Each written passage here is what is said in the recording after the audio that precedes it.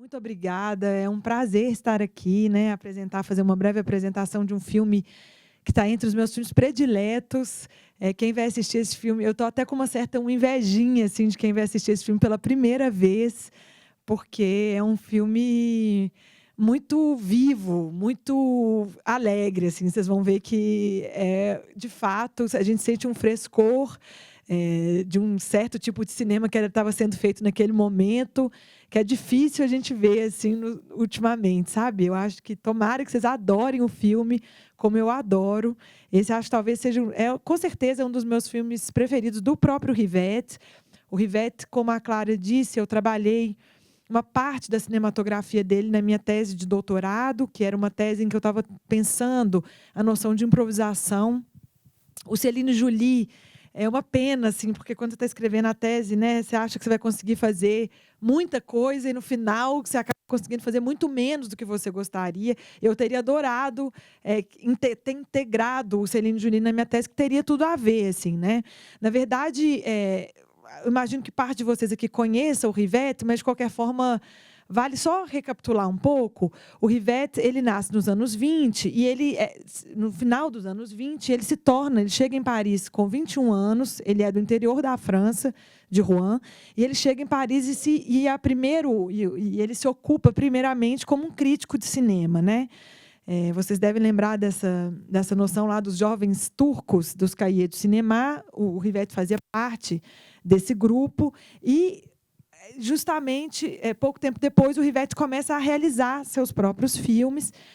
O Céline Joly é o 7º longa do Rivette. Então, a gente pode dizer que é um filme já de um cineasta mais maduro, né? O Rivette já tinha experimentado algumas formas, alguns jeitos de fazer cinema, e eu acho que o Céline Joly ele chega numa espécie de ápice de um projeto que ele já vinha pesquisando desde do L'Amour Fou, que é um filme de 68, que o Rivette realiza junto com a Boulogier. A Boulogier, que é essa atriz que está aqui também no filme, ela faz a mulher loira que habita a casa mal-assombrada.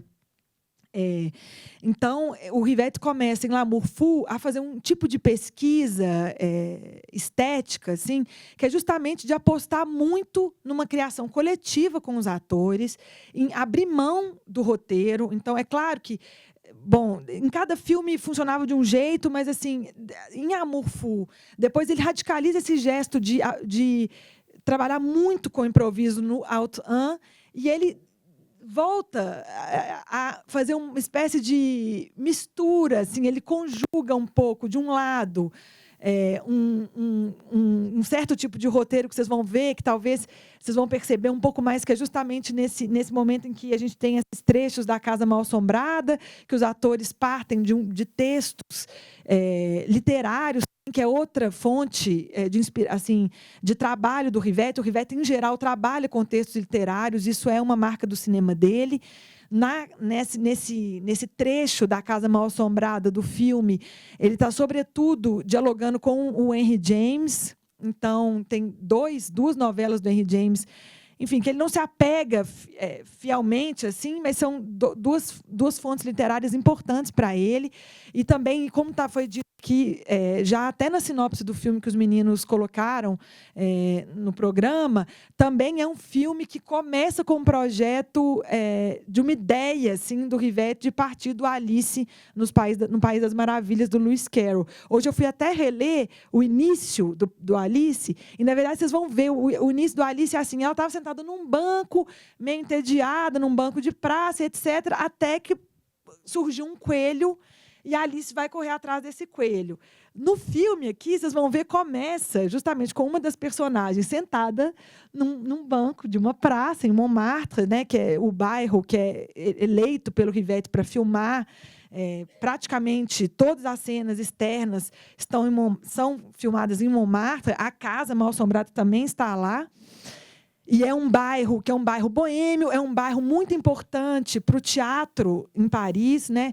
Tanto ele é um bairro que é coalhado de teatrinhos pequenos, mas que também ele carrega um pouco essa alma, né, de ser um bairro dos artistas, em que os atores frequentavam, e etc. Então, também não é por acaso que ele escolhe Montmartre assim, para filmar, mas, de qualquer forma, o filme, vocês vão perceber um pouco que a personagem que faz a Julie está sentada nesse... que é a Dominique Labourier, que está sentada no banco, e, de repente, passa por ela um coelho correndo, que é a Juliette Berthaud, que é o personagem da Céline, e a primeira longa sequência do filme vai ser justamente a Julie perseguindo a Céline até a Céline entrar no buraco dela, que, na verdade, vai ser um quarto de hotel. Assim. Então, tem essa certa inspiração do Alice, mas, de qualquer forma...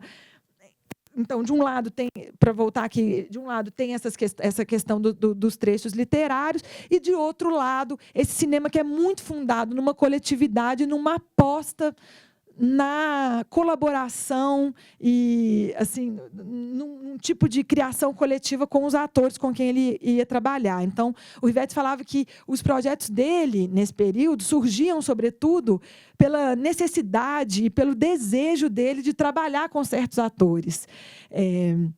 Então, é até engraçado assim, essa anedota sobre como surgiu o Céline e Julie, foi que eles estavam num verão, em julho, o Rivette e a Juliette Berthaud num café, todo mundo tinha viajado, tinha saído de Paris, o Rivette estava tentando realizar um filme dele, que era um filme muito caro, um filme de época chamado Fênix, ele não tinha arrumado dinheiro para isso, e estava ele e a Juliette um pouco deprimidos, assim, o que nós vamos fazer agora? A gente podia fazer um projeto e tal. E aí o Claude Berry, que é um produtor bem conhecido do cinema, dessa parte da Nouvelle Vague, desse cinema, vamos dizer, um pouco mais independente francês, pergunta: Rivette, você não tem nenhum projeto para a gente filmar rápido, que seja barato e etc. E ele falou assim, eu virei para a Juliette, e eu falei com a Juliette, por que não? Eu falei, sim, que eu tinha um projeto.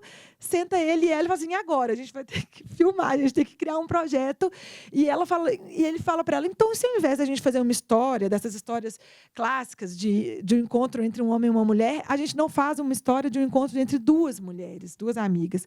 E com quem a gente poderia trabalhar? E aí a Juliette, que era muito amiga da Dominique, que ela chama de Bubu, fala, a gente pode chamar a Bubu, ela está aqui em Paris também, ela está desempregada e tal. E aí, a partir daí, eles começam a trabalhar nessa ideia que vai se tornar o Céline e Julie, né? Então, assim, é um filme que vocês vão ver também nas cartelas iniciais, quem assina o roteiro, e isso também, desde o Amour Fou, assinam o roteiro também são os atores, então, com a colaboração do Eduardo de Gregório, que vai se tornar, a partir desse projeto, vai se tornar um grande colaborador do Rivette.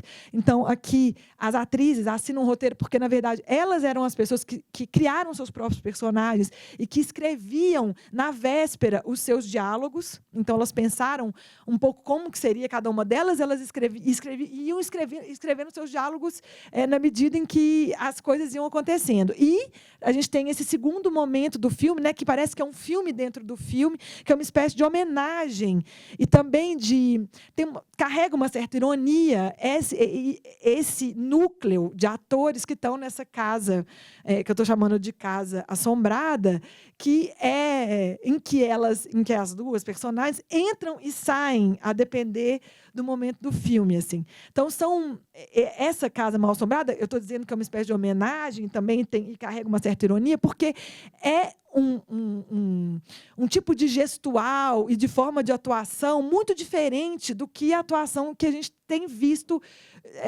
com as duas assim, ao longo do filme. Tem uma espécie de gestual mais velho, parecendo um filme dos anos 40. Eles falam de um jeito lânguido, diálogos e frases longas, às vezes você nem acompanha, você nem sabe direito sobre o que eles estão falando, mas, na verdade, pouco importa. Assim, vocês não precisam ficar muito preocupados com isso, porque esse momento da casa mal assombrada, ele serve como por contraste, né, a gente perceber assim, uma espécie de homenagem do Rivette ao cinema mudo, aquele cinema que era feito há 40 anos antes, em relação ao que ele está fazendo agora, e uma espécie também de brincadeira, assim, de você perceber que o que ele está tentando fazer é completamente diferente do que aquilo que era feito naquele momento, assim. Mas é muito bonito como ele consegue encontrar uma espécie de equilíbrio para tratar desse cinema, né? De um cinema que ele adorava também, que ele foi muito importante, inclusive, por homenagear nos textos que ele escrevia nos cahiers, né, ao longo da vida dele. Tem uma outra referência importante assim, que ele conversa nesse filme, que é um cineasta francês do início do século, que é o Louis Feuillade.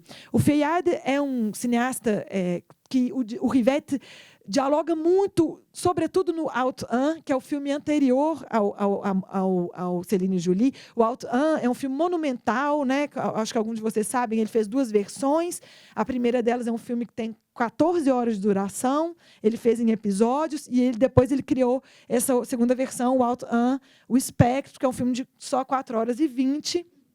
Mas, de qualquer forma, é um filme em que ele vai repetindo uma série de tramas burlescas, de pantomima, que são muito parecidos com os filmes do Feuillade. Inclusive, na abertura aqui do Céline Jolie, ele abre, tem Céline Jolie Von Bateau, tem o nome das atrizes, e também tem Phantom Ladies in Paris, alguma coisa em Paris. E Phantom, com certeza, é uma homenagem a uma série, a um filme do Feuillade chamado Fantomas, que o Rivette adorava, e muito provavelmente tem uma parte do gestual dessas atrizes que é marcado por essa atriz, essa grande atriz do Feuillade, que é a Musidora. Então, talvez também vocês podem ver, também está no meu tempo, né?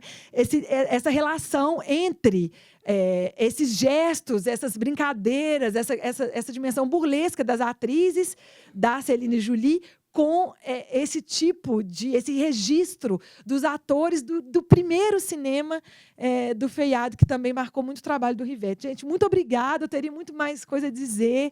Espero que vocês adorem o filme, assim como eu adoro. Eu tenho certeza que essa vai ser uma sessão linda. Infelizmente, eu não vou poder ficar, mas depois eu quero saber o que vocês acharam, viu? Ótima sessão para todo mundo.